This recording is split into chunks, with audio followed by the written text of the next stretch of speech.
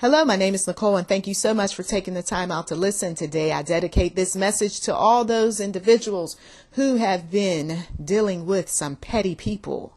Petty people. Yes, this message is about those folks, those people who nitpick, those people who whine, those people who complain, those people who need attention, right? Those petty people who go around and badmouth everyone because someone didn't listen to their story, because someone didn't talk to them, because someone isn't interested in being their friend or being their work partner. Oh, those petty people. Easily offended, very sensitive, right? We're all guilty as charged. We're all guilty as charged. We have these moments where we just do some petty things, and then God will check us on those petty things. If you're close enough to Him, you're going to feel, you're going to experience, and you're going to say, you know what I just said, what I just did was quite petty. Some people are marked. That's a fact. Some people, we are not to go over into their territory. I'm learning this every day. We are not to be around them during certain times of the day because of whatever issues they're going through, and God will speak to us. And then there are just some folks that there is such darkness around them that we just cannot connect with them. Okay. You may have even attempted to do something like that, and well, you learned the hard way, didn't you? The person blew up on you. The person started saying some ridiculous things. You said some things back. Now the person is acting very petty. You know, they are complaining. They're just doing all sorts of things. Okay. And now you're going around and you're starting to talk about that individual, or you're complaining about whatever it is that they're doing to you. Let's just hold off on the pettiness. Okay. And let's hold off on being brought into people's petty ways, petty attitudes. And a lot of times people act petty because they don't understand you. Okay. That's another thing too. I don't understand why she doesn't come over here and talk to me. Well, because I hear that you gossip and you lie. Do you really want me to come out and tell you those things? Of course not. I don't understand why, he doesn't respond back when I text him. Well, didn't you act quite difficult not that long ago? And he just doesn't want the drama. And you haven't assured him that you are not going to bring him some drama. So he's going to continue to ignore his phone calls. Okay. Sometimes we'll call some things petty that really are not petty. It's just people want to safeguard themselves. Okay. Right now, I'm safeguarding myself from family drama. I'll be the first to admit, because I know that people have gone through many challenges and they're continuing to go through some challenges. You don't need to hear about my drama. I really don't need to hear about your dramas. So, there is this wall sometimes that we have to build. We're not tearing down walls when we know that God is telling us it's time to build up a wall. Okay. I know it's hard for some people who are in psychology and, they're very good about talking people, into just busting those walls down. Okay. But sometimes those bricks, you're going to need them, because just over the wall are some thieves. There's some liars. There's some connivers. There's some users. There's some abusers. There's some violent people. And you don't let your wall down for everyone.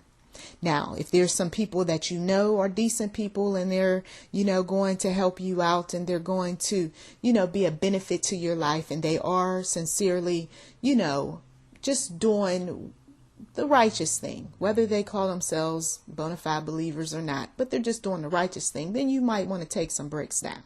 Okay. But we leave those bricks up for some folks that we know are working on the side of the enemy. You would be a fool to not safeguard your heart, your mind, your spirit. And then even with those folks who are decent and righteous and, all things good, there we say that, you've still got to protect your heart. You still cannot let your being be consumed by men. Some of you all, I just can't get enough of men. I just want to date. I want to go out. I want to have a good time. And then you keep getting your heart broken too, because you keep saying to yourself, this one is the one. This one is going to be good for me. This one is going, and then they let you down. And then people around you, they see that you keep getting let down. And then eventually you're going to have this wall that comes up for the right one, because you won't settle down a little bit and relax. Settle down with yourself. Come on now. We're not talking about settle down with anyone and everyone. We're talking about settling down with yourself. It may be a dating situation, but then again, it might be a situation where it has nothing to do with relationships, but you just need to calm down a bit. You need to settle down. Okay? Petty people will come into your atmosphere and they will destroy it. They'll take one brick down, and how will they do that? They'll get you to empathize with them. They'll draw you into a conversation with them. Okay? Then they'll get you to take down another wall, maybe not a brick, but another wall, by giving you things. They may even say, I'm going to leave you in the will. I'm going to buy this for you. I'm going to do this, that, and the other. And they may just show up with some surprises. And you say, wow, this is good, right? But just around the corner, you notice some petty behavior. You didn't call me, but I called you like 3 times. Oh, we're keeping track of how many times you called me. Oh, how come you didn't acknowledge my birthday? Well, because I don't celebrate birthdays. Well, how come you didn't show up, when so-and-so had their event, but yet you showed up for somebody else as well? I do things according to God's will. No, I think you're just being petty. No, I think you're being quite petty because you're paying so much attention to what I'm doing. That has nothing really to do with you, but you're including yourself into these things. And petty people will lie on you. They will exaggerate situations. Petty people will go around and talk to everybody they can think of about how evil, how nasty, how ugly, how rude, how unspiritual, how ungodly, how God is not with you, to everyone. And those who are petty just like them will believe everything that they say. Petty people will set things up so that there is never a connection, especially family connections.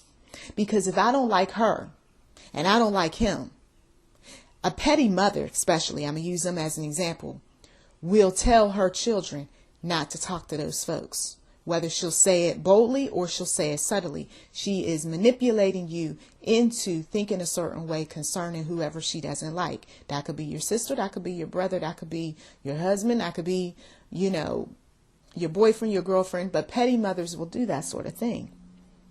And you don't suspect it because, well, that's your mother and how dare her. And she would never, until somebody on the outside looking in sees just how petty she is. And then what are you going to do, who is sold out on everything dealing with mom? You're going to defend her. One thing that you must keep in mind is that when you're walking with the Lord, you cannot be caught up in all these titles. I'm going to remind some folks again. But and God is not interested in who that person is to you. What he's interested in is things related to the spirit. And if that person who you esteem is causing you to be wayward in the faith, God is going to use some people to tell you about that person. Petty people will draw you away from the Lord. That's your takeaway concerning this message. Petty people will draw you away from the Lord. For example, let's say that you start going to church. You're not all that big about going to church, but you decide that you're going to walk into the doors, sit down, relax a bit, listen to the scripture, and your plan is to go home after church. But instead, there's a few folks who notice the new face, right? You're a new face to the group, so they invite you out, okay? And they tell you about their experiences at the church, and then you detect some petty stuff going on, and you notice that they're a part of some of that petty stuff that they're complaining about. that is a clear sign that you don't want to be, that sort of behavior, I should be more specific, is a clear sign that you don't want to be connected to people like that, right? Why would they take you out on an outing, you're a new face, and they tell you all this stuff, and you detect that they're a part of all of the drama? What would make you want to go back to that church? Okay? So then you go off to another church, and then you find out that those people are cool and they're not into all of the petty stuff, and that there's one thing that you all have in common, and that's Jesus Christ. Well, of course, you continue to go to a church like that. Petty people will also do some underhanded things, and they will use other people to cover up their dirt.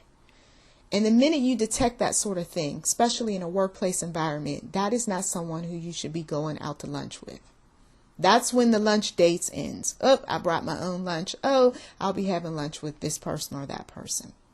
When people start telling you who the moles are, who the Judases are, who, is mentally unstable, and they pop off over everything, you don't want to be connected with those sorts of people.